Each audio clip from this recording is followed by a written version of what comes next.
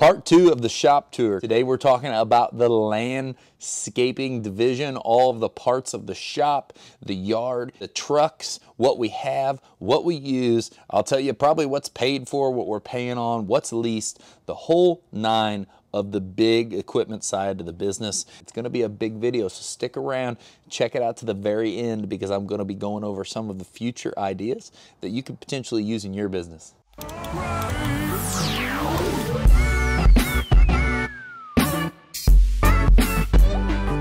Hey everyone, I'm Jacob Godar, and my channel helps contractors deliver and clients experience a luxurious everyday life through property transformations.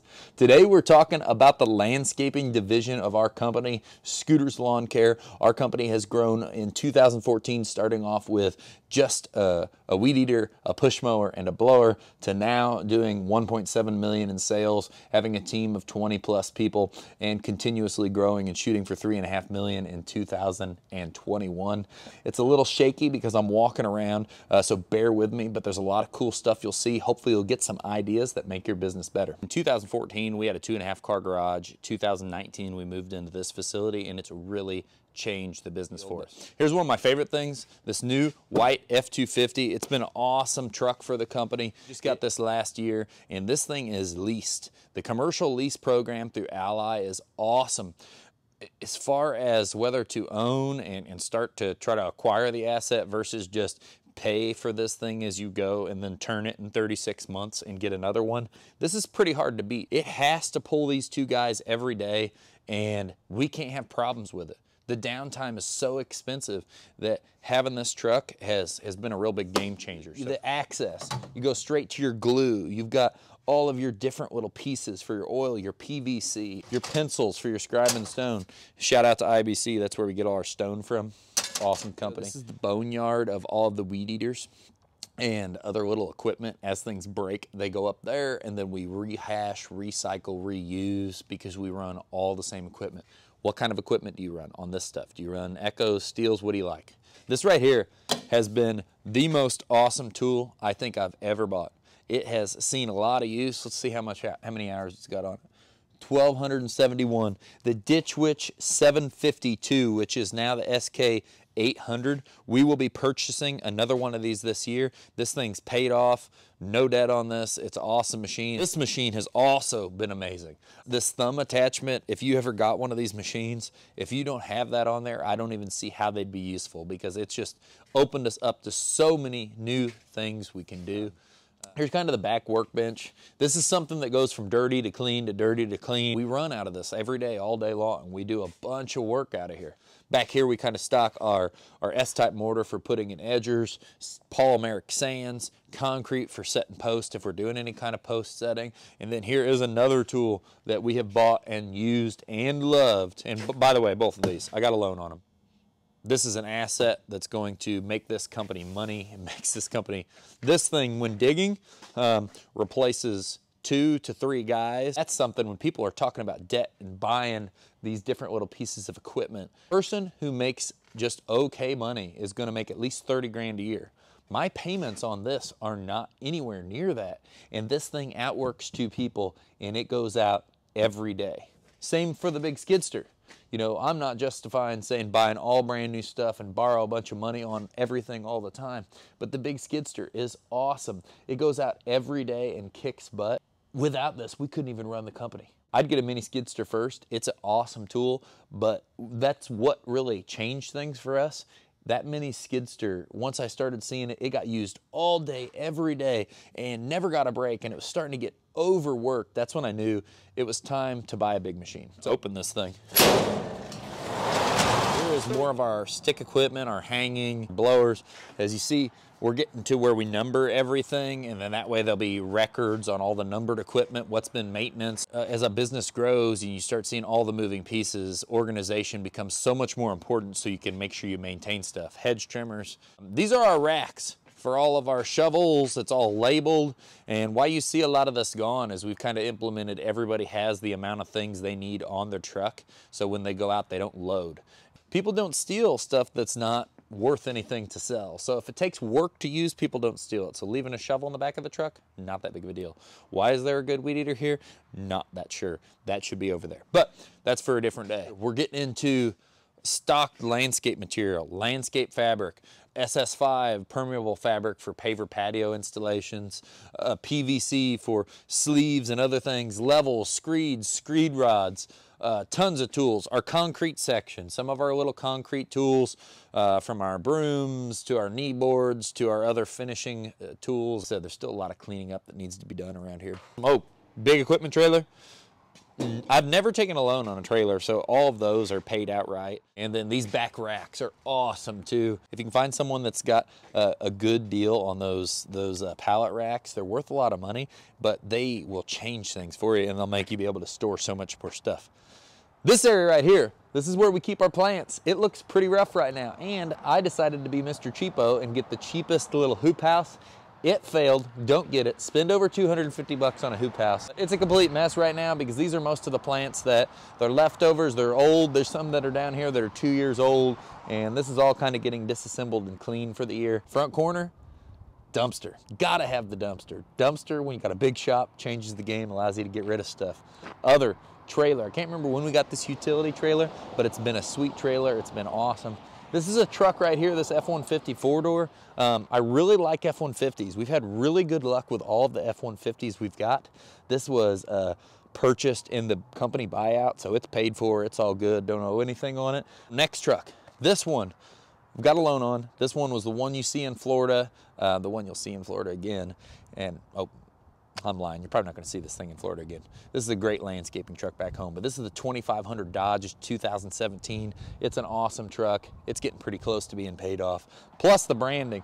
The branding of wrapping a vehicle has been huge to us. I'm kind of looking at these trucks, making sure they got everything out of them they're supposed to. Another F-150. You're going to see a lot of the F-150s. I like them.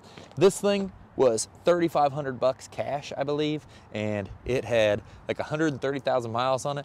That thing's gonna go forever. It's awesome. This thing was $5,000 cash, F-250 7.3 diesel. Somebody KO'd the door on it this year. That's the only real serious issue it's had. Powerhouse of a truck. It's old, but it kicks butt. I'm not against old stuff as long as you got someone to maintain it. You know, I know how to fix everything, but now I don't have time to fix everything, so we've got a mechanic. But so you gotta know, if you're buying older stuff, you gotta be ready to fix it. This is our Mo truck. This is the one back in the day, the huge hit video. This was a $2,000 truck. It has now been with us for 3 years. It's probably not gonna be with us too much longer because I think it's on its last leg. Porta potty, crucial for the landscaping team. Blazer, crucial for, I don't know, driving around and doing estimates. It started off as a little family vehicle when we started having kids and we needed some back seats. I think it was like a $2,000 vehicle. This is the concrete pile. This is something that we're gonna put in bins moving forward, and you're gonna see some of these bins that we've started to implement back here.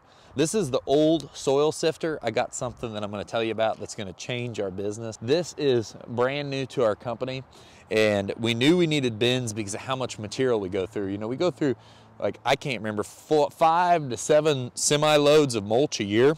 We just needed an area to tidy things up so we could get it in the very back of the yard. This is gonna be topsoil, but right now I just put junk mulch in it, CA7 or turkey grit. And then there is the thing that I'm super excited about, and that's the dirt pile. It's got a pretty good mix of pretty nice soil, but it's got clods, it's got big rocks, it's got weeds. We are going to be purchasing, probably before year end, a gas power soil screener. So we will screen and reuse all of our soil more efficient, and we're not having to go out and buy it.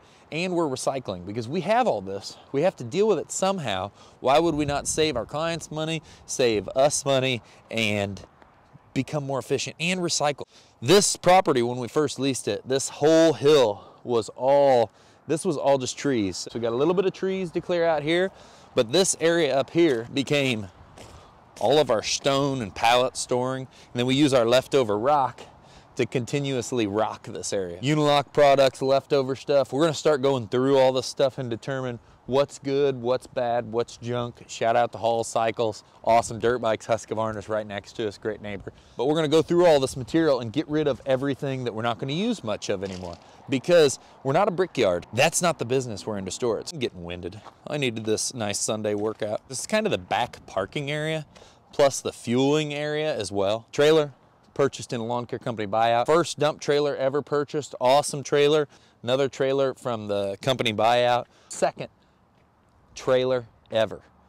This thing, it was our first big 16-foot that we were able to put multiple mowers on. The first branding on the side of a trailer, the first box on the front of a trailer that was all homemade. It's crazy how it takes you back to go over all this stuff. The dump trailer, second dump trailer, just bought it this year, awesome. It's our leaf vac setup.